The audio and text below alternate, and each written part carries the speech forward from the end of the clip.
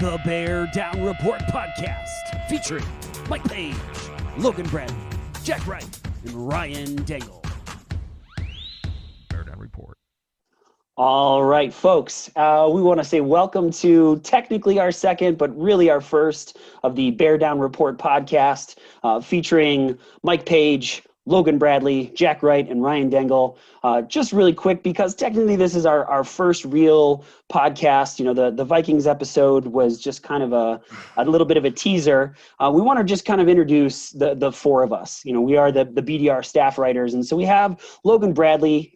He's a White Sox fan. He's probably the only legitimate sports writer of the bunch. He's the most classically trained. He was a college gymnast and works in the sports industry. We'll just say that. We'll leave it at that. Next, we have Jack Wright. Jack is also a White Sox fan. We got the 2-2 split here, folks. He was a high school football player. He was a wide receiver and kick returner in college. He's also been a high school coach, including an offensive coordinator. And me, I'm Ryan Dangle, lifelong Bears fan. I'm also a high school coach of gymnastics, not football, but I promise you I'll do the research. And then we have to get last to Mike Page, the creator of BDR. You know, Mike, also a Cubs fan with me as well. And, you know, Mike, we just want to say thank you for creating BDR, giving us the platform in which to talk about the Bears, man. We're really excited about it. You know, what kind of made you decide that this is what you wanted to do and create? Yeah. Well, first, let me start by saying that BDR would be nothing without you guys. Of course, it's about fans. The reason why we started really was just to have some fun, you know, a good excuse to hang out with our guys and talk Chicago Bears football, you know. And plus, when you're a sports fan, what fan doesn't grow up thinking about, you know, writing an article for the Chicago Tribune, talking with, you know, people like Brad Biggs, and traveling with the team, interviewing players, standing on the sideline. I mean, all that stuff is it's fun to think about. And as a teacher myself and a scientist, you know, I'm not going to journalism school. I'm not going to be writing for the Chicago Tribune. So, you know, why not start this? I mean, it was a great challenge that certainly took a lot of collaborative effort, and it's been great so far. So really why we started it was to also have like a one-stop multimedia platform for people to come to without all the ads and without all the clickbait titles and all these articles that don't really have any serious content to it. So, you know, we're starting out, but I think that we've got a good team so far, and we're doing a good job. We definitely want to say thank you to all of you that have been reading, that have been listening, and just subscribing and just being a part of BDR. We really, really appreciate it. The next thing I want to talk about is if you listen to the last episode, thank you so much. If you haven't, please go back. Brian Heifel and Kevin Olewski, our Vikings insiders, did a great job with their analysis of the game. And so that we kind of got a really good look into who the Bears are going to be facing on Monday night. And after quite a bit of feedback, both from Mike and from other people, it sounds like Kevin and Brian are going to become our Around the NFL insiders. Today, they watched the Detroit Lions play a football game, which just means, man, those guys are working really, really hard. Before we hop into the Bears stuff, Jack, I know you watched it. Tell us more about that Bills-Cardinals game and just your reaction. It was incredible. I mean, I think especially when you look at Josh Allen and Kyler Murray as up-and-coming young quarterbacks, and I think everything that we look at is going to be through the lens of the Bears and the purgatory that was Mitch Trubisky. So to see those two be so incredible. On the one hand, Josh Allen is tall, he's athletic, he's got a cannon for an arm. He looks like the prototypical beast, Hall of Fame type quarterback. And Kyler Murray, thank the gods that he chose football, because he's Russell Wilson on performance enhancing drugs. He's fast, he's mobile, and the winning touchdown throw, it looked like it was going to be a hot mess. And then to see him throw it 50 yards in the air and D-Hop jump up and catch it in between 3 defenders, it was amazing. Yeah, for some reason, I feel like, either, no matter what Kyler Murray's done so far this year, he's still not getting the respect that he actually deserves. And he should be in that MVP conversation, because you watch him play one time. And I think it's that afternoon window, because he's always playing at 3:30. And for some reason, in Chicago, you're not going to get those West Coast games. This man scrambles all over the field. He looks like he's like 4'2". He's like, in reality, probably he's like 6 foot or maybe 5'11". But he's electric, and I don't know why he doesn't get more credit. Russell Wilson had kind of a rough game today as the Seahawks lost to the Rams, but I don't know. I just think more people need to be talking about him. I think after today that will happen, because the man, he's a running back who plays quarterback. What do you think it feels like to be Deshaun Watson, right, of the Houston Texans right now, watching DeAndre Hopkins make that 3 defenders draped all over him? He has to have like something of Bill O'Brien in his room, like from I forget what it was, Billy Madison or something, where he's just crossing names off the list. He hates Bill O'Brien. He has to. How do you not? He gave him away for nothing.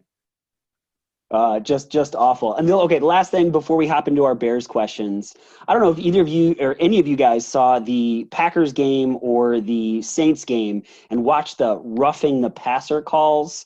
Aaron Rodgers was tackled around his ankles, and they called it a roughing the passer. Drew Brees was perfectly sacked, and they called it roughing the passer. How do you play defense in the NFL anymore? I mean, you can't. You can't play it like we used to, that's for sure, right? I mean, you think about all of the penalties that just the Bears have. Look at Akeem Hicks. He's now leading the NFL in penalties, right?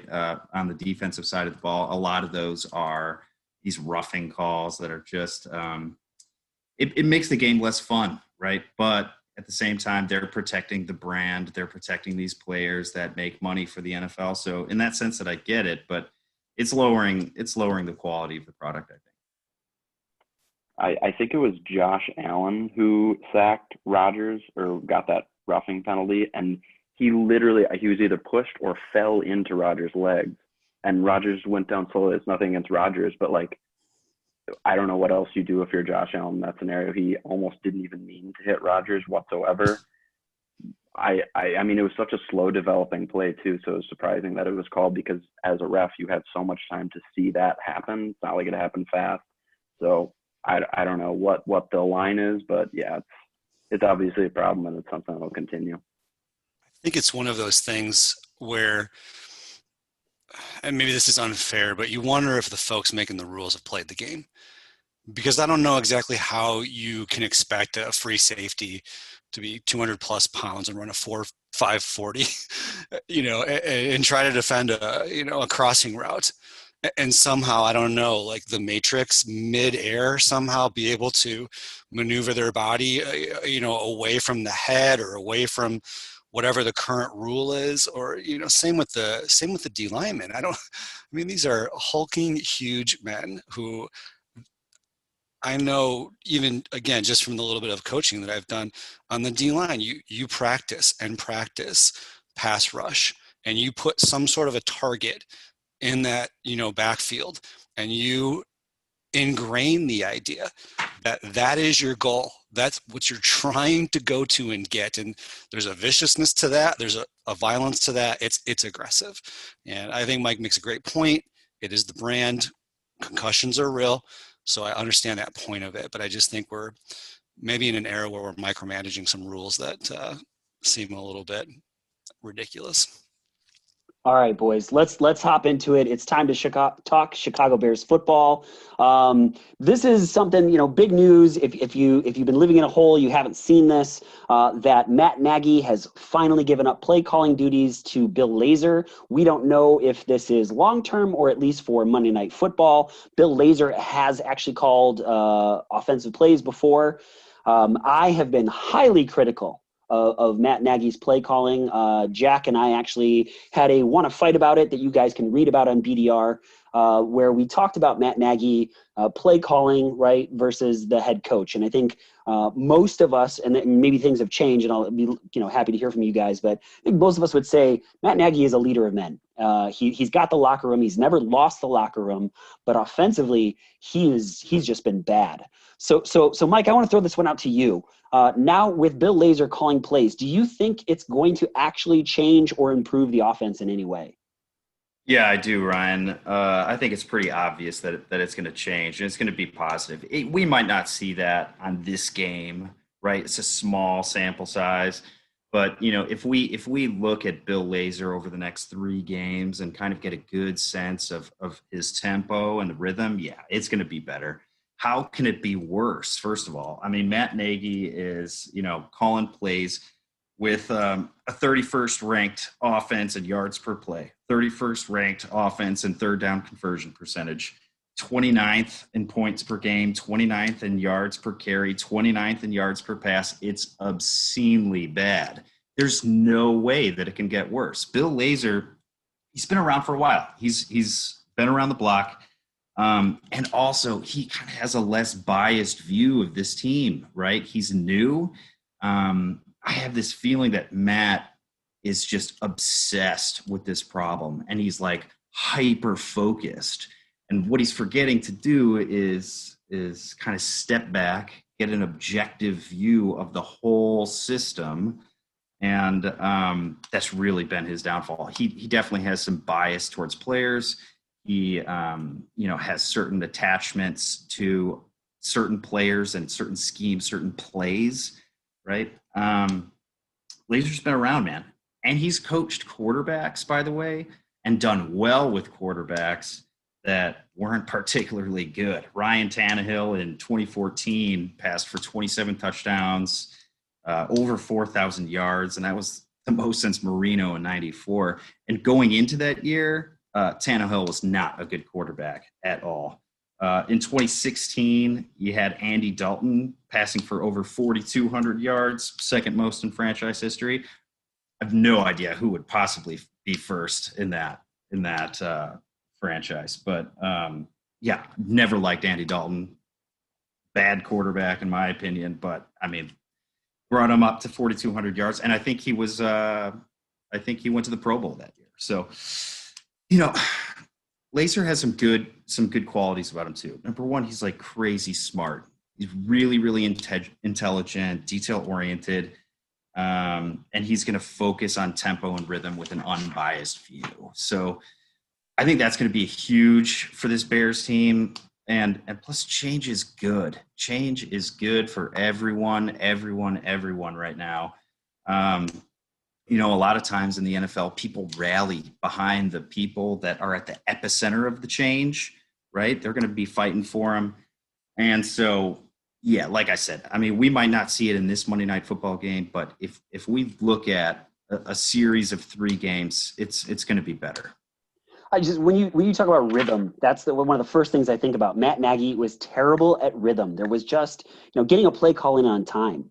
But I guess Mike and Jack and Logan, like this question goes out to all you guys. With this offensive line, as awful as it is it going to actually make a difference? Is Bill Lazor going to commit to the run? Are we going to see Lamar Miller? Are we going to see Ryan Nall? I sincerely hope we're done with Cordero Patterson, right? Like that's what I'm thinking about.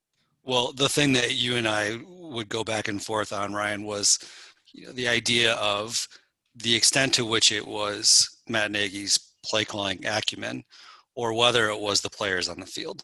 And I think ultimately we've decided it's both. But I think early on I gave a lot of leeway to Matt Nagy because I've coached phenomenally good athletes, like you coached Logan, who was a phenomenally good gymnast, who went to U of I. Guess what that made you look like? That made you look like an expert coach, didn't it? And you are a great coach. But the idea of making lemonade out of lemons is what every coach hopes for, but I just know there were instances where I would look at my play sheets and then look at those guys out on the field and just think that there's nothing I can call right now that will be successful. And it is the most defeating thing as an offensive play caller. And so initially, I think I gave him that leeway, but I think Mike's right. Over time, I think you said it perfectly. He's so microscopic in he's got this tunnel vision. You know what it is? It's probably Joe Madden. Try easier, bruh. Try easier. So I feel bad for him in some ways because I think it must probably be like a dream of his as a coach, but man, it just didn't come together for him. Oh, I can't believe you just brought up Joe Madden on this podcast because I'm probably going to bring up another bad baseball manager soon. But just to add one more thing on there, as far as Bill Lazor is concerned, it's like what you talked about, Jack. I think that there's a deficiency of talent at the moment. Like everybody who's going to be on the field tomorrow is obviously an NFL player. They've earned their right to be on that field.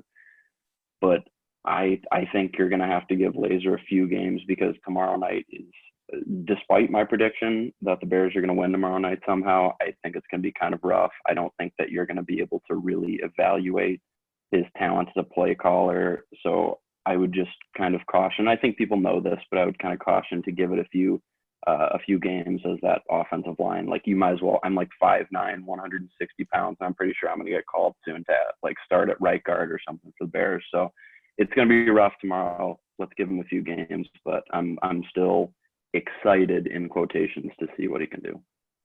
So Logan, as we're talking about Matt Nagy and Ryan Pace, right? Whose fault is it more with the offense? Is it, Ryan Pace leaving the cabinet bare, or is it Matt Nagy? And I guess my question to you really is, are both of these guys or either one of these guys on the hot seat? Yeah, I mean, I don't know how you look at this scenario and don't see them as being on a hot seat. Like I said yesterday, I don't think that there's even a seat. I think that the seat is like burning and it's like there's like half of a seat maybe. But the way that I see it is, yes, Ryan Pace has his reasons for blame. I think that there's, obviously the quarterback thing. I'm not going to get into that right now. There are positions that he has not addressed, the line. There are different things that he hasn't done. But I think that 80% of this, maybe more, falls on Matt Nagy. And I think that a big example is there's been so many times this year, especially with both Foles and Mitch Trubisky, where they'll just approach the line of scrimmage and they're kind of set. The entire offense is like half set, and there's like 8 seconds left on the play clock. And you can tell that Nick Foles has no idea how much time is on that play clock, and it's just astounding. And so I don't get how that, Jack, you've coached football. I don't get how that doesn't fall on the coach to get people in the right spots. And it seems so easy. Again, I was a gymnast, gymnastics, football, not very similar. But still, I'd like to know that, or like to think that getting set up in your offense after having this much time to work, and obviously this preseason was a little bit shortened, but to have this much time and you're still doing these maddening things. And I look at Matt Nagy on the sideline, most of the time they'll pan to him with this dumb look on his face. It's like, what are you doing, man? Just the simplest things. And then there's penalties and everything. But long story short, Matt Nagy absolutely needs to be on the hot seat. If there's another bad game tomorrow, and there probably will be, I think they're going to win again. It's going to be ugly if they win, but he needs to be absolutely on the hot seat. And with that being said, Ryan Pace is right there with him. Yeah, Logan, you were talking about how, they're just not set. Right? There's 8 left on the clock and they have no idea, what's going on. Charles Leno was screaming at Foles last game, like, what's going on? Nick was looking around like, what's going on? And one of the reasons that we brought Nick Foles in was that he can diagnose defenses and he can have these pre-snap reads, right? He needs to be at the line of scrimmage for as long as possible to get these pre-snap reads in. That's his advantage, right? That's why Trubisky was pulled. He couldn't read a defense before the snap. Nick has a history of that, and now he's not able to do that. This is a theme that's just been replaying over and over and over again, where Matt will call a timeout, right? And then the play that they run right after a timeout is like, they have no idea what's going on. It's either a penalty or it's a botched play, right? It's some broken play. It's ridiculous. Well, think about just like the fake punt to Bartavius Mingo, right? They get it, and then all of a sudden they're like, well, now what do we do? Like, bro, like you got the fake punt, you executed it perfectly. Like, next play, let's go. Nagy is a dog chasing cars. He caught a car with that Bartavius Mingo fake punt, and then he was just like, what am I supposed to do with it now? I don't know, Matt, call an offensive play or maybe even a series of multiple plays that are going to get us 10 yards, a first down. Like he fully called that fake punt being like, there's probably a 12% chance this works. So I don't have to worry about what happens next. They're going to have the ball. You were right earlier too, when you said, I think both of you mentioned, the idea that if the play clock is running down, it's 100% on the offensive coordinator. There's no doubt about it. And just as a disclaimer from this point going forward, I would never assume that my experience as a high school, play caller is anything like being a college or NFL play caller. But there was never a time where there was a delay of game penalty that it wasn't my fault. And you do get, we've all been in a situation of high pressure where our minds just kind of just go, just glitch, and it's difficult, but even at the high school level, you've got a game plan and the defense's strengths and weaknesses, and you understand the flow of the game. So you ought to have a couple of plays in your back pocket on your play sheet. You know their defense, your personnel, your strengths, the down in the distance, if you're on the right hash or the left hash, and what it is that you can do in that situation. So it does happen, but it should never happen as often as the delay of games and the being at the line with 8 seconds. That you're just putting your players in a position to fail. Well, Jack, that's what I've been thinking about a lot, is that I actually believe Matt Nagy is a good head coach. I would like him to stick around. He needs to watch the game holistically, from all aspects, as opposed to thinking about the next play. He's not good at that, right? But just his leadership skills, he still has this locker room, at least seemingly from the outside, he still has it. And that's why I'm excited to see what's going to happen. I'll say one more quick thing on Nagy that I forgot to say earlier. I promised that I would reference another Chicago baseball manager. Let's talk a little bit about Rick Renneria and how Matt Nagy and him are kind of similar in the fact that Rick Renneria had that clubhouse tied down. Like, everyone believed in him. There was no doubt about it. And I truly believe that it's the same with Matt Nagy. I think the guys in that locker room really believe in him. I don't think that he's really given a reason to not, like, as a man, I think that they trust him. But he just doesn't have anything past that, just like how Rick Renneria didn't know how to deal with a bullpen, just like how he didn't know how to put together a lineup. I didn't really realize this till we started the podcast, but they're very similar. And Rick Renneria just was infuriating to watch as a manager, and Matt Nagy is very similar. Like Tony La Russa? Sorry, I just had to Stop it. I had to throw it out there. All right. Let's move on to the next question. Jack, this one is for you. Is the 2020 Chicago Bears defense better than the stats are showing? And Jack, I'm also curious, like, how do you feel like this defense compares to the 2018 defense? Well, historically, they're not, and we should maybe make some sort of a sound drop or some sort of a code for every time we mention the 85 Bears, just for the sake of fun and good times. Because I know you love to hear about the 85 Bears, Ryan. So they're not the 85 Bears. They're not the 05 Bears, right? They're not the 18 Bears. Specifically to the question, as I was thinking about it and before I even started looking specifically into it, I thought they are given the respect at an exact level that they deserve. In other words, I think, they started out poorly, and we had a really weak schedule to begin. I think we were all surprised, in fact, and worried when the season started, because the first few games they were terrible against the run, and they showed none of the same physicality and pressure on the quarterback. They showed none of those kind of characteristics that we've grown accustomed to. So they were poor out of the gate. They're still not very good against the run. And, so I guess if you put it in historical perspective, like I said, to the question itself, which is a great question, is the defense better than the stats suggest? No, I think they're exactly where they should be. They are very good, and they are top tier. They are not great. They are not causing any turnovers like the Lovie Smith era Bears, right? And obviously they're missing some folks, right, that would really be great for the run stop. But I mean, generally speaking, I think they're a good, not great. Now, the other thing is, obviously they've got more pressure on them because the offense is putrid.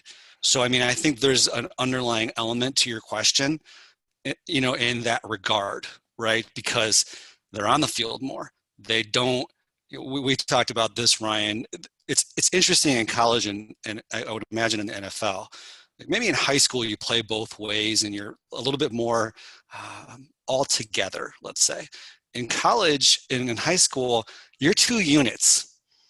And when the other unit is really sucking, to be honest, it pisses you off. You're grinding, you're sweating, you're doing everything you can. You're excited, you're creating momentum, you're getting a stop on 3rd and 1 or 4th and 1, and you're running off the field jacked. And then imagine going on the sidelines and watching that crap show that is the offense, right? And so there's a real momentum that either builds or just craps itself. So I guess I do give them credit in regards to the holistic approach. They're holding up the team. They're very good. They're not great. So the only thing that, as I'm thinking about that, Jack, I think this point could go for both what you're saying as well as what I'm asking, that no defense in the NFL has faced more drives, right? And only the New York Jets have faced more plays, right? Because, and I think we're saying very much the same thing in different ways, right? Which is the offense is just god awful and the defense is on the field all the time. So, I'm thinking if there was just a passable offense, right? Not even mediocre, not even middle of the road, just like hey, we can make some plays sometimes, that this defense would be in that category of 2018, 2005. And I'm not going to even say the other year because we're not talking about that on this podcast anymore. Mention the football, the Super Bowl shuffle. We should mention that too. But I think you're absolutely right. And it's the Trent Dilfer effect, right? Like, as long as any of us who lived through that, look at the situation, you're right. You just need a stinking serviceable offense. Just don't turn the ball over, control the ball a little bit, be able to run it to set up the pass. You don't need anything super, fancy or, exciting, which, by the way, as I think we all would agree, is incredibly disappointing, because I think, as Logan mentioned, as we, turn the channel and watch other games, we all just so desperately want to watch our offense be electric, and it is, a little bit off subject perhaps, but I think that's the thing that just hurts. It's just heartbreaking week after week after week. And you're right. The defense could carry us to the playoffs, and who knows how far. The rest of the schedule, I mean, Green Bay twice and some other games that we could really win, but if the offense was just even a little better. I mean, Mike, when you were rolling off those, their rankings, I think I almost threw up in my mouth. I mean, it's just, they're terrible. Yeah, to be fair, though, Jack, the defense has had opportunities to be great, right? There's been a lot of dropped interceptions. Roquan had one. Eddie had one the other day, which, don't even get me started on my unpopular opinion of how overrated Eddie Jackson is.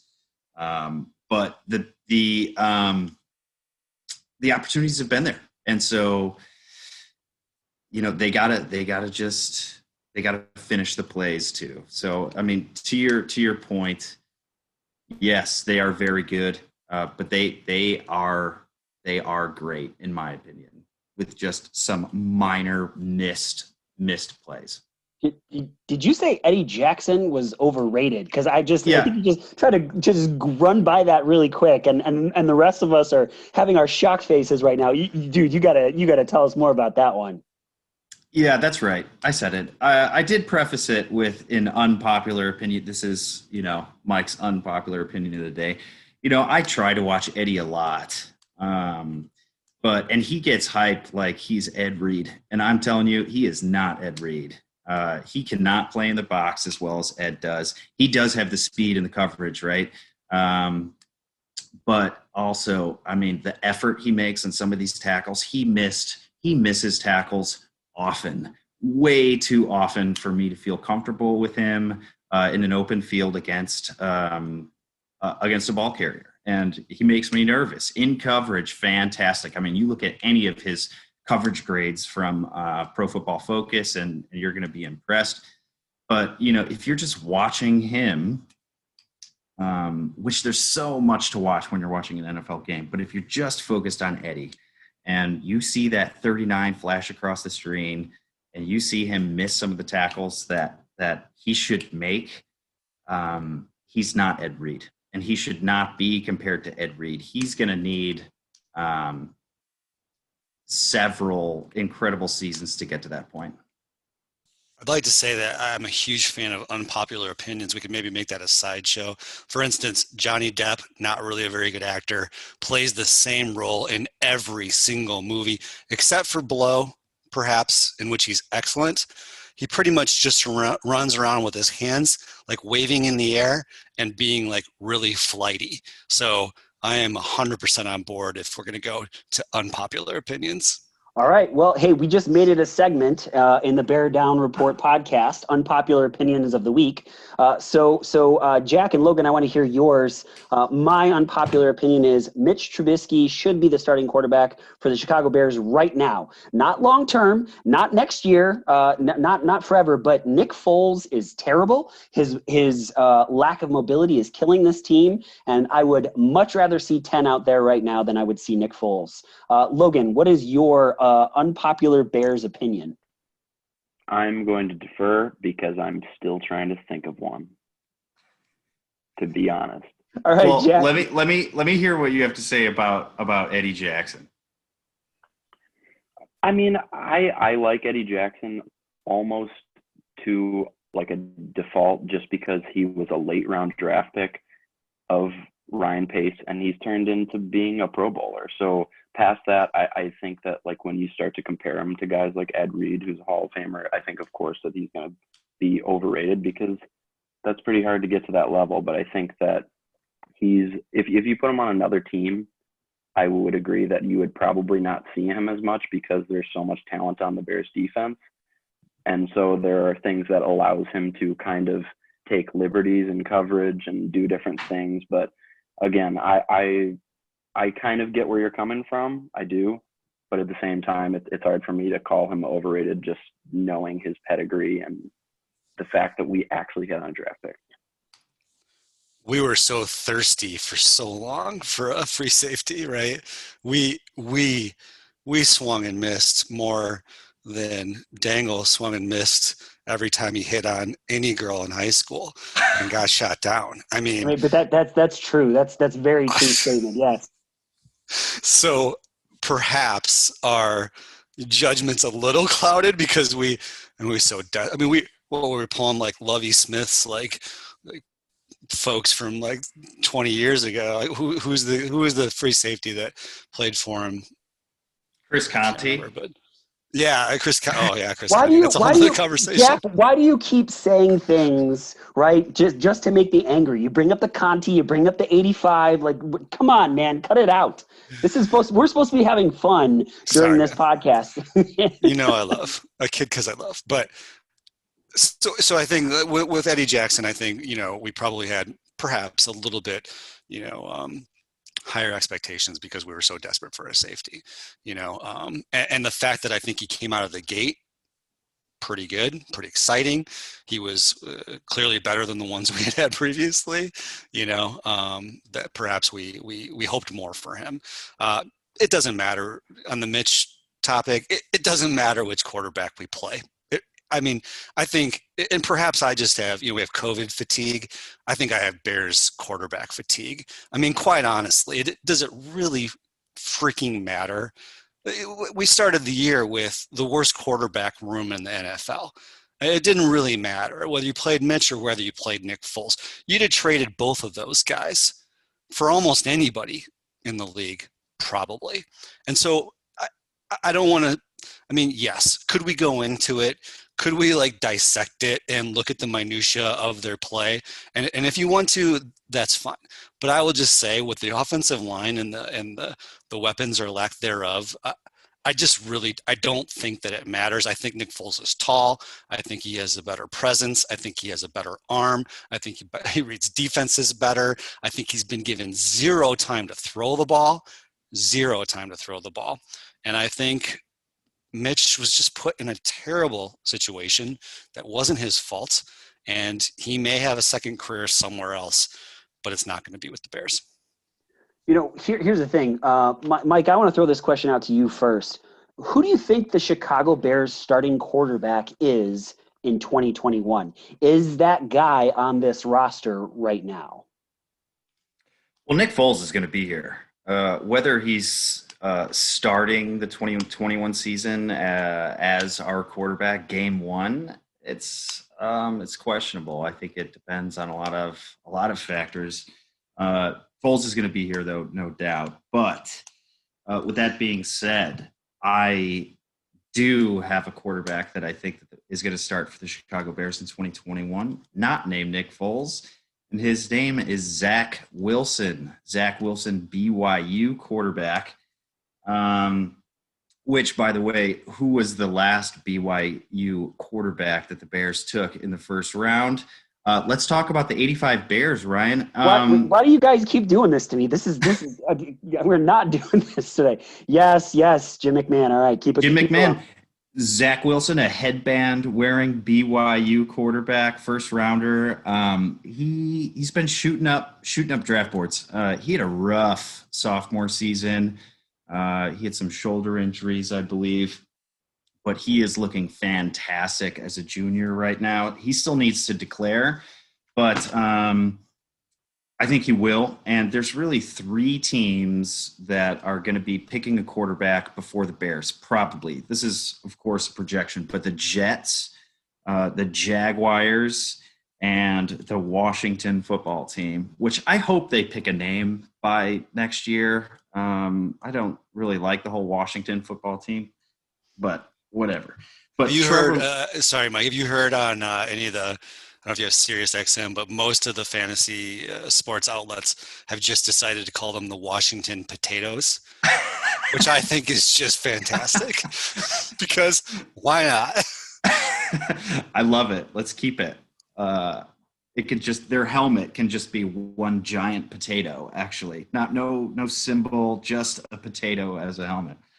But let's talk about the quarterbacks coming off, right? Trevor Lawrence from Clemson. He's probably going to go to the Jets, number one. Sam Darnold out of the picture. I feel so bad for him. Any player that is forced to go to the Jets, right? I feel so bad for you. That is just the most, just awful franchise in the NFL right now. Yeah, a bunch of analysts are saying, Trevor, just stay in college one more year, because the Jets are picking and it's just going to be miserable. So Justin Fields, he's from Ohio State. He looks fantastic. He's probably going to be going to the Jaguars. And then there's really three quarterbacks kind of in the same tier. Trey Lance from North Dakota State, Kyle Trask from Florida, threw 5 touchdown passes in the first half yesterday, by the way, 5 in one half. And then there's Zach Wilson. So I think that the Bears are probably going to wind up with one of those three guys. And I'm my guy, Zach Wilson.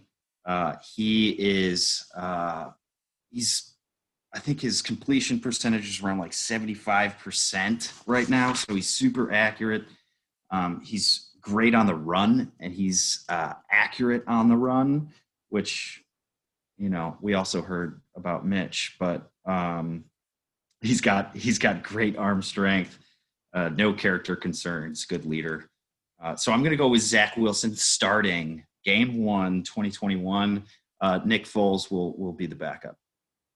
All right. Yeah, it's going to be interesting to see where does Dak Prescott land. I mean, with the Bears salary cap issue, I mean, they can't really sign anybody. And just looking the way that things are right now, people are talking about extend Allen Robinson, and I've been one of those people. Looking at the situation the way that it is, they're not going to be able to sign a big free agent name unless they get rid of somebody big on defense or completely restructure the contract. Isn't it a little bit odd if we pan out for just a minute to think that over the course of our lifetimes, there has not been an elite quarterback in the employ of the Chicago Bears? You would have thought that they would have just accidentally stumbled into one, right? As you look across the league and you think about, the teams that have had quality quarterbacks, it's so depressing. I think all of us would agree that, I think all Bears fans, if we could someday watch a game and not have them put up that ridiculous graphic of the plethora of Bears quarterbacks, just hot garbage dumpster fire quarterbacks year after year, we would all be happy. Going back to talking about having an electric offense, I think that's what was so frustrating about Mitch. I bought my kids a jersey. I was so excited to have a quarterback that was seemingly of high character and hopefully would be talented and be a franchise quarterback. So much so that, because I know growing up, I loved having a Walter Payton jersey and having something to look forward to. And I won't be sorry this time. And just loving the 85 Bears and having that be a part of the, just the foundation of my family, my friends, proud to be a Chicagoan or, Northwest suburban. But, we all know having an elite quarterback is the difference. It is all of the difference, so I don't know if they can draft one. I hope you're right, Mike. I hope he's the guy, but I honestly just hope at some point in my lifetime, like Cubs fans, futilely waited for a World Series to happen and like a blind squirrel that finds a nut got one. I hope the Bears on some level, sometime will get an elite quarterback that we can all get behind. I feel like I'm like an old grandma whose grandson is 43 years old, lives in his basement, and just hasn't had a girlfriend his whole life. And I'm just oh, I hope he finds somebody someday. He's such a nice boy.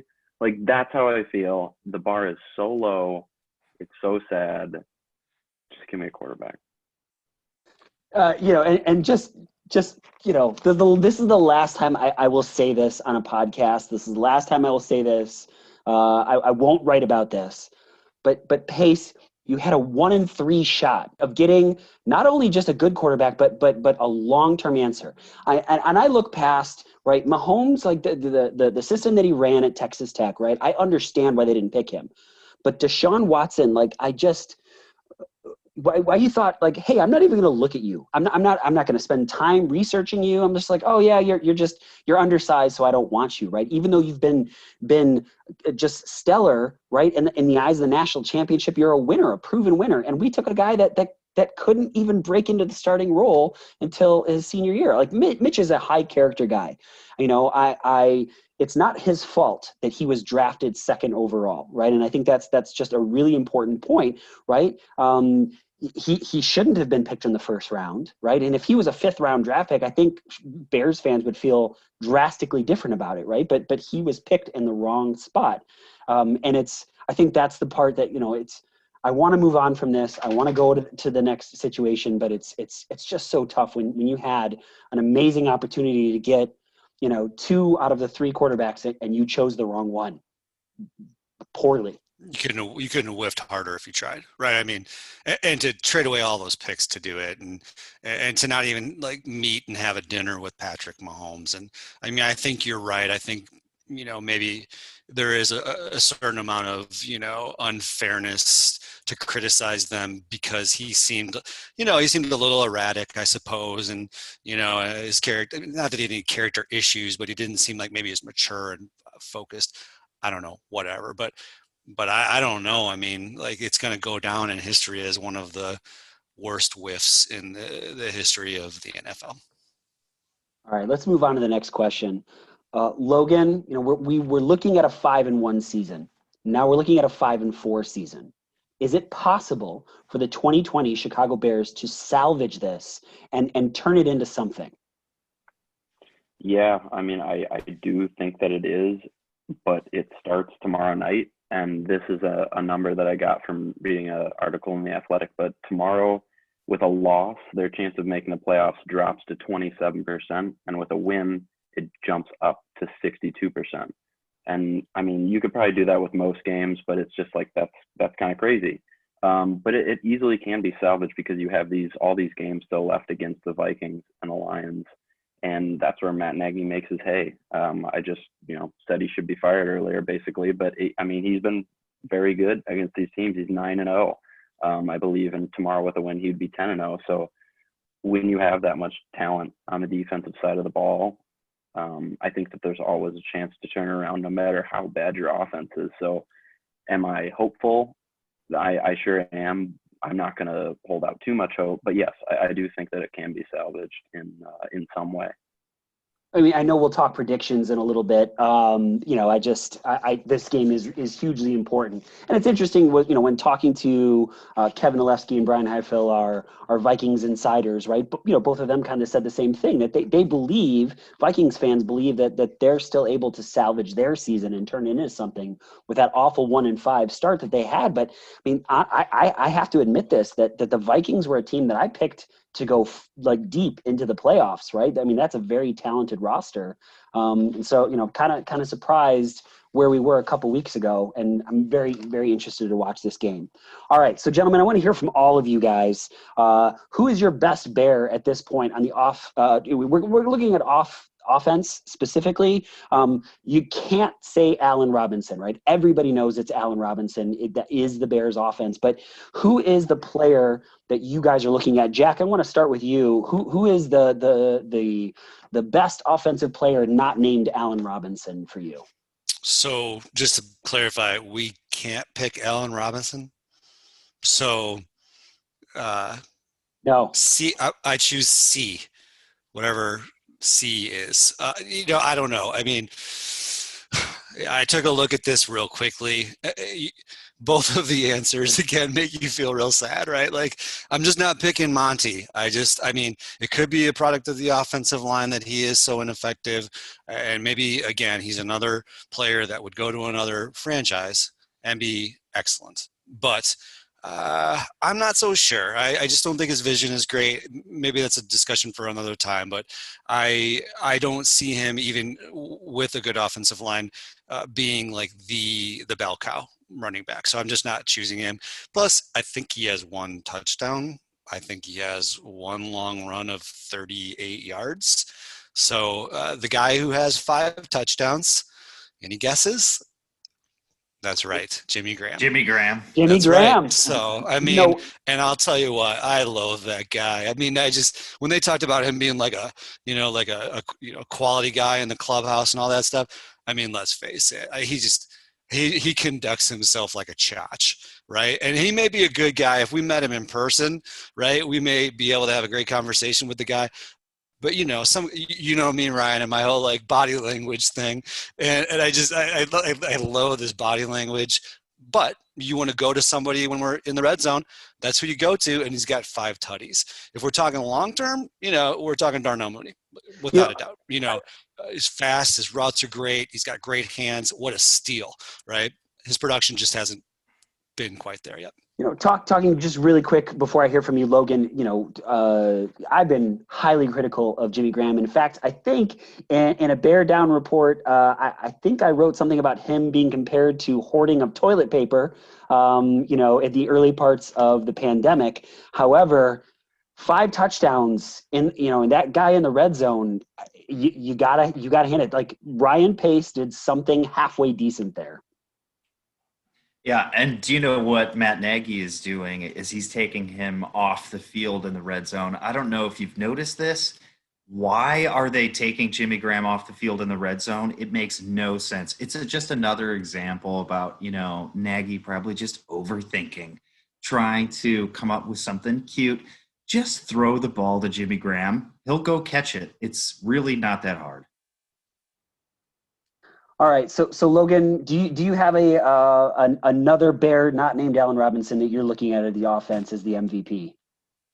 I mean, Jack mentioned like the two useful offensive players and the entire Bears team, but I was going to say Darnell Mooney, just like what he said, the routes have been crisp. He looks like he wants to be out there, which, I mean, he took Anthony Miller's job this year. Anthony Miller, like, in my opinion, I'm very fed up with Anthony Miller. It just drops and he talks a lot, and I don't think completely backs it up. Sure, he's had a couple of good games and he's a talented player, but Darnell Mooney has made me forget about him very, very quickly. And God, if you can find a quarterback in the next 6 seasons, you have a pretty useful piece there, and you have a guy who can stretch the field.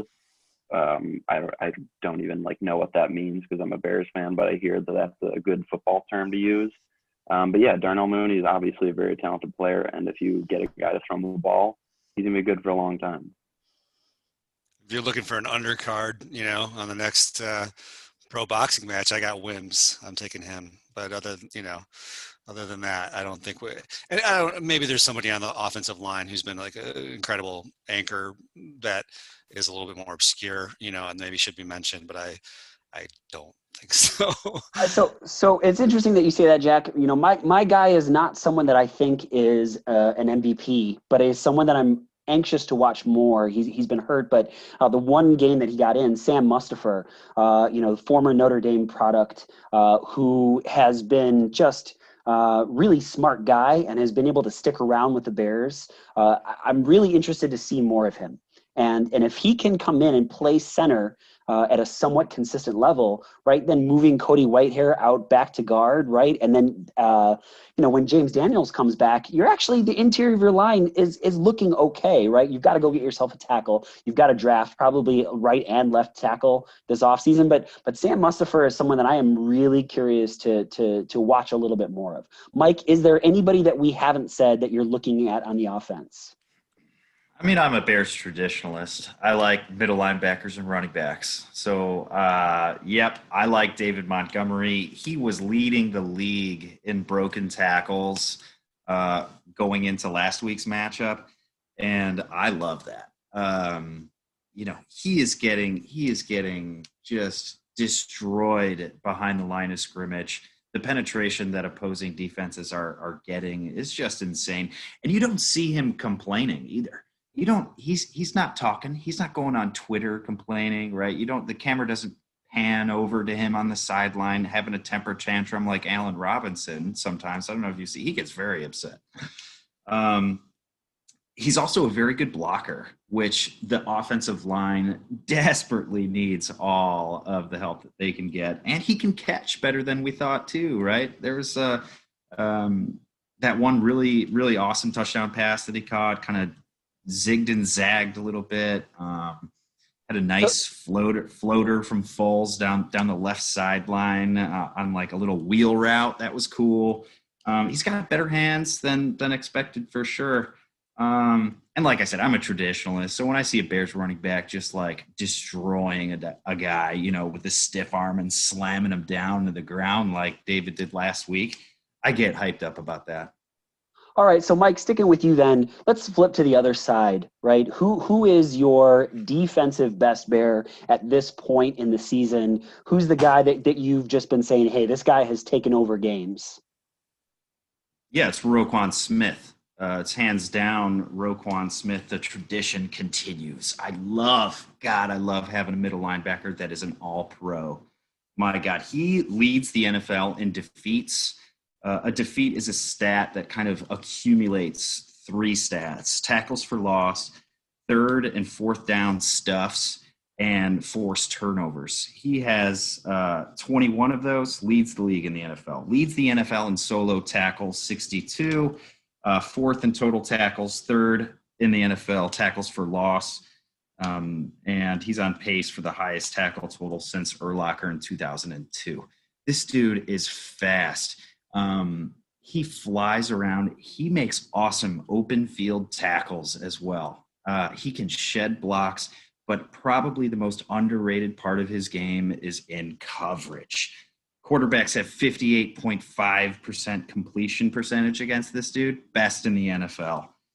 He had a torn pec last year. I don't know if you remember that. Bounced back from that really, really well. He's played all but 2 defensive snaps this year.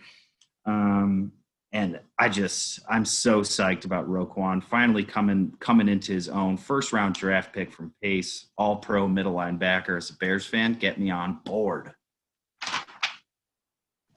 Yeah, I'll go next. I mean, it's hard not to say that Roquan Smith, or hard to say he's not the MVP. He is the defensive MVP unquestionably, but Jalen Johnson, a guy outside to play alongside Kyle Fuller, has just been phenomenal so far this year.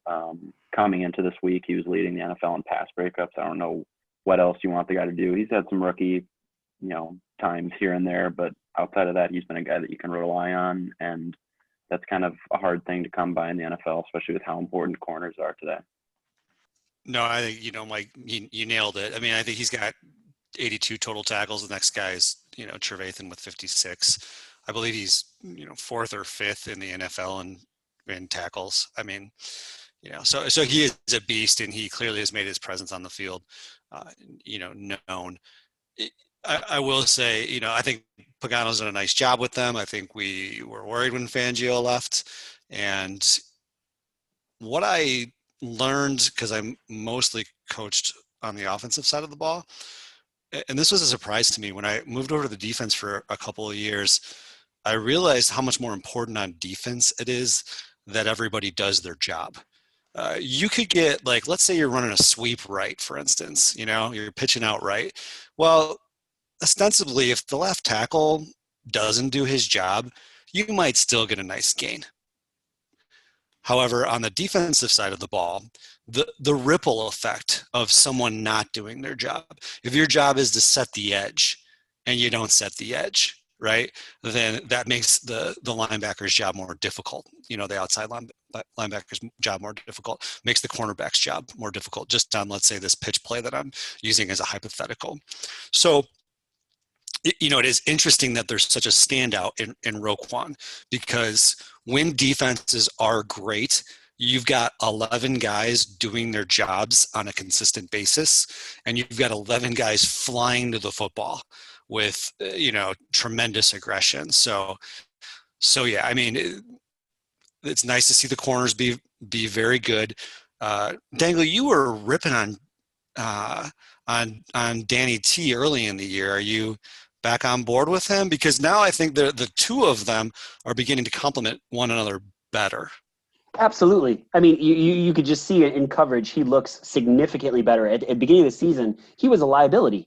I didn't know what was going on, but just to see, I mean, he's made a couple of really good plays in coverage as of late, and he's still got legs. He's still got his wheels. I think I was really hoping that they were going to be able to keep Kwiatkowski, who's just been an absolute stud for Las Vegas. A friend of mine who is a huge Raiders fan sent me a message like, "Who is this kid? We love him. He's been stellar. He's been a captain. He's great, but."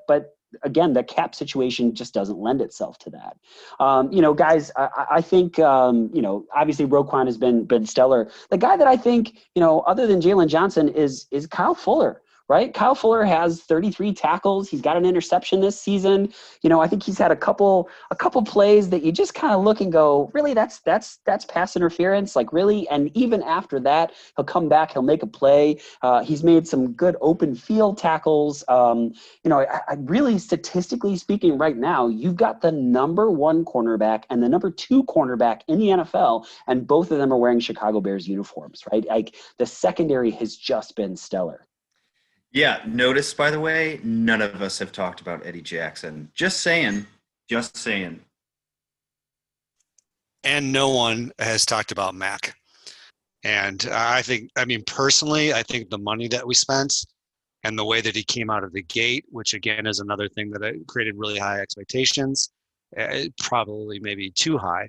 But ultimately, I feel like every time Chris Collinsworth, talks about how he's being double teamed, they show a clip, and guess what? He's not being double teamed. Now, similarly with like going back to Montgomery, I'm not saying Montgomery's bad, and I'm willing to admit that I could be wrong. I hope I'm wrong. I could be wrong about Mac too, but ultimately, I don't think that Khalil Mack. Why would you not like? How is it that we're not all saying Khalil Mack? Like that's a problem. That's a real big problem. Well, Jack, it's interesting you say that because the one that I'm thinking about even more is Robert Quinn. Right, I was so excited about this guy coming. Right, the first play, right, bam, makes a huge play, and then has done almost nothing, right, this season. And the money that they are paying him, right, it's just we're already in a bad cap situation. This guy has just done nothing, right? Like, what would you say you do here? I hate to bring this up, but Leonard Floyd has 6 sacks in 9 games. Oh, all right, see you later. He was a better linebacker than the Bears gave them credit for. He wasn't a great pass rusher when he was here, but in coverage, he was really, really good. And I think in the early parts of the season, they were really missing another coverage linebacker not named Roquan Smith. Do you think that ex-Bears factor is becoming similar to ex-Cubs factor? I think it's starting to be on the same level, right? I mean, because you're looking at, whether it's Floyd or you talked about Kwiatkowski, guess who's got a couple touchdowns at tight end? Adam Shaheen, that's right. Right? And maybe Adrian Amos, right? Right? Mostert, it's like kind of on and on. Yeah. So there's a legitimate ex-Bears factor coming up. I mean, the other person that probably would be in this conversation that we haven't mentioned is Hicks. I mean, Hicks, he's lovable. He's the center. I don't know if like anybody works harder, like from play to play to play. He doesn't seem to take any plays off.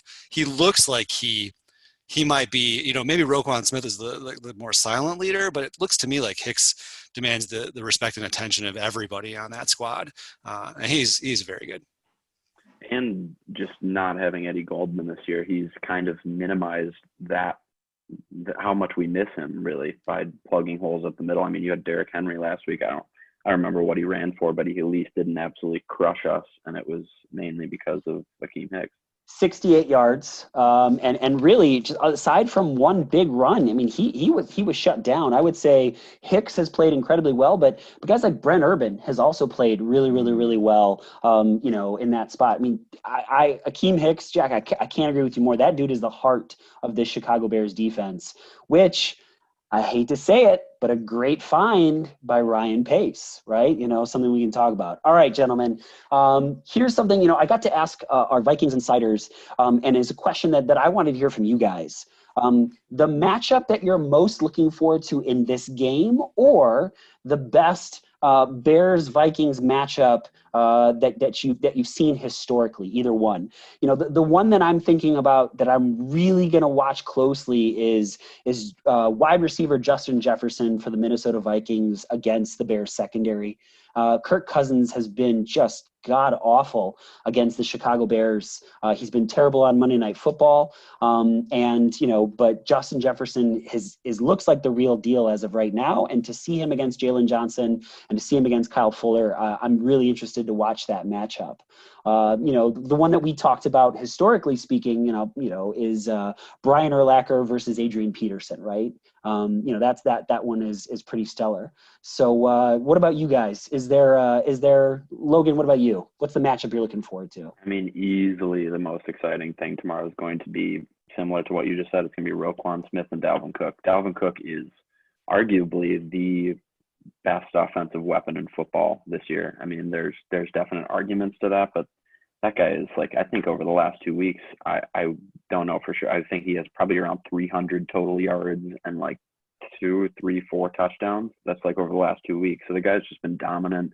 But it's going to be interesting to see him at his peak form against Roquan Smith and his peak form, because that's going to be That's going to be a good matchup.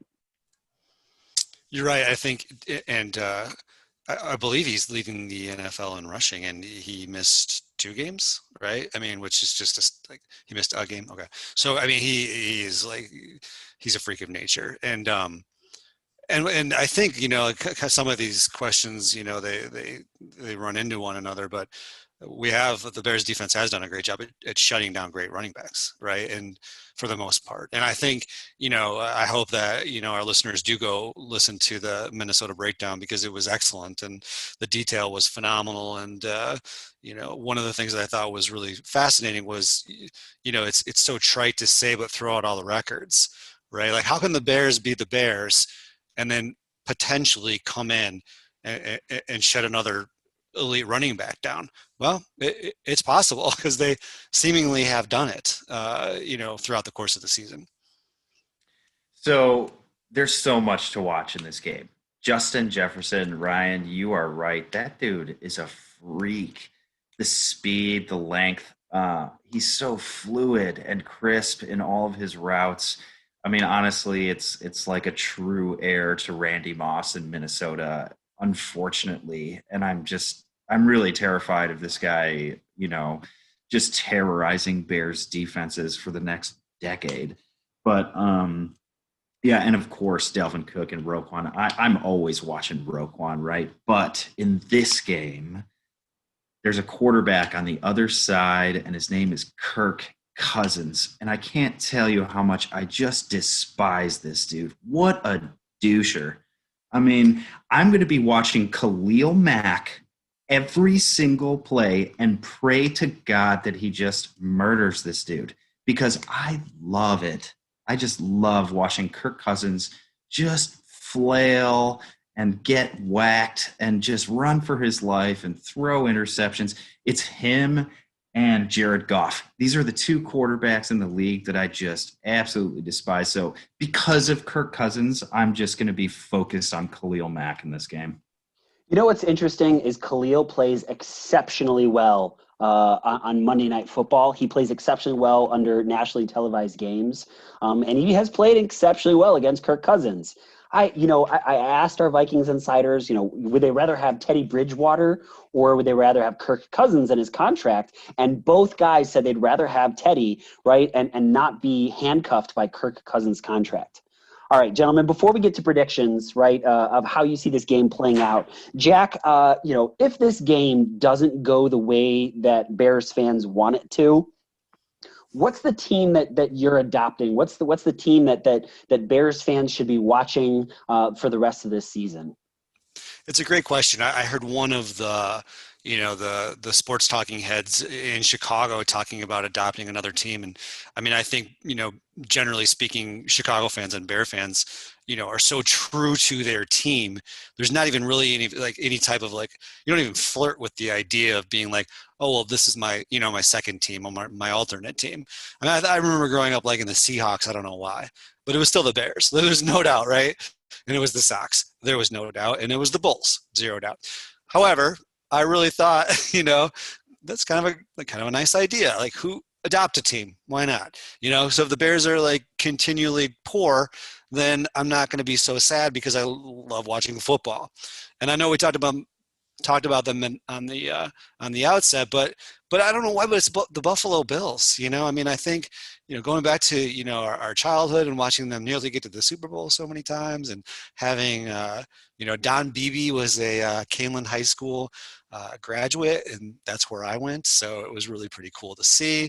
I think I really loved that franchise just in general at the time. And so now here they are, I think, just loaded. I mean, I thought you guys did a great job too about talking about, how Diggs has been replaced, but Diggs has been very good for the Buffalo Bills. Yeah, so everybody kind of got what they wanted, I suppose, as your podcast said last time. But yeah, I probably, the Buffalo Bills, and then again, it's repetitive, but just watching Kyler Murray, because because watching somebody that is that talented, I think, is part of the reason that, we do love the game, is to see somebody that's just outstanding on another level that can do things that we can't do. So I'm adopting the Bills. I'm not sure what jersey I'm getting yet. Probably, yeah, I don't know, but Buffalo Bills. How about Tyler Bass? Did you see their kicker today? He hit like 352 plus yard field goals. It was incredible. That's great, Bass. Okay. Since you brought up kicker, we'll say this really quick. Cairo Santos. I don't want to say it yet, but as of right now, he has been really good. And that when Eddie Pinheiro gets back, he's not the Bears kicker, right? I mean, you gotta stick with Cairo Santos. A couple times that it just, when he got iced, I forget which game it was. You guys can help me out through that, and just nailed it both times. Like, okay, that's fine, sure. Ice me out, and I'm still gonna kick it. He's kicking with confidence, and I mean, he's been fun to watch. All right, gentlemen, I want to know, how do you see this game playing out, and what is your final score prediction? Mike, I'm going to start with you. How do you see this game playing out? What's the final score? Yeah, it's going to be an ugly game, but it's going to be an ugly win. How could we predict a Bears victory without it being ugly? That's just going to come with the territory. Dalvin Cook and Justin Jefferson pose serious issues, but Dalvin Cook in his last 3 games against the Bears, 2.53 yards per carry, with only 1 touchdown and 1 fumble lost. So, yeah, he might be a different back this year. They might be, scheming him a little bit differently, but I have faith in Roquan. And just like how we handled Derrick Henry, all of us were like, Derrick Henry's a beast, and our run defense is bad, and Derrick Henry's going to run all over the Bears. And we were wrong. 68 yards. I think that Dalvin's going to get swallowed up a little bit. Yeah, because I hate Kirk Cousins so much. I mean, I just have to predict that he's going to throw a couple interceptions, a couple fumbles, like sack fumbles. But Justin Jefferson, I'm telling you, that guy's going to score at least a touchdown. It's going to be 2017 Bears, in my opinion. That defense is young. That Minnesota defense is young, and they're building some confidence. They had a good victory against Green Bay. They're feeling good right now. That Minnesota squad is gaining some confidence. But at Soldier Field, against Khalil Mack, underneath the bright lights, I think that Bears are going to pull this off. Jack, what about you? How do you see this game playing out? What's your final score? Ryan, if it's the Vikings and Dicka and Minnesota, I'm sorry about it, against the Bears, who do you choose, my friend? Choose the Bears every day, right? Well, obviously, my friend, you will always pick the Chicago Bears. They are the best team. That's right. So I started out really. Go ahead, Logan. Oh, I'm sorry. I didn't mean that. Those were great impressions. I need to hear more of them. The game tomorrow is going to be boring as hell. You're going to want to rip your hair out 8 times, and then the Bears are going to win. And I don't think it's going to be full bear weather, because I think it's supposed to be like mid 40s with like 12-degree winds. We need colder. I need colder for me to be fully confident, but 20-13 Bears. Yeah, and I think I went 23-17 in our staff picks. I took it on the chin pretty hard. However, I'm making a valiant comeback. I've got my eyes set on you, Mike and Logan and Ryan. I plan to overtake you soon. But I thought what was great about the podcast, again, it was really great. I know it sounds like we're just plugging something because we did it, but Ryan's right. The analysis that the Vikings fans provided was excellent. And they talked about predicting the unpredictable. It's really weird, how the overall record is 60, 56, and 2 to the Vikings' credit. And, I think in my predictions, I said even the blowouts haven't really been blowouts, so I think ultimately when it comes to, being a home game, as much as I dogged Mac, I do agree with you about the Monday night factor. Ryan. And it seems as though, do we talk about this? I don't know. I believe Nagy is 4-0 against the Vikings. So for some reason or another, as impotent as we said he's been, he seems to be, pretty darn good against the Vikings. So Bears 23, Vikings 17. So, I think it makes me a little bit nervous that we're picking the Bears. But thinking about this, that Kirk Cousins is terrible on Monday night. He's terrible against the Bears. Dalvin Cook is terrible against the Bears. So I see this game being won by one Eddie Jackson on a interception for a touchdown that does not get called back. 17-13 Bears. For all of you that are listening, we just want to say thank you so much. This being the first year of the Bear Down Report, we've hit 10,000 reads, and we're hoping that things continue to pick up. For all of you that are listening and reading, we appreciate it more than you guys know. Please share this with your friends. If you haven't, like Jack said, please listen to our episode 1 with Brian Heifel and Kevin Olefsky, our NFL insiders, especially the NFC North. They do great work there, and we're really excited about it. For Jack Wright, Logan Bradley, Mike Page, I'm Ryan Dengel, and this has been an episode of the Bear Down Report podcast. And as always, bear down, my friends.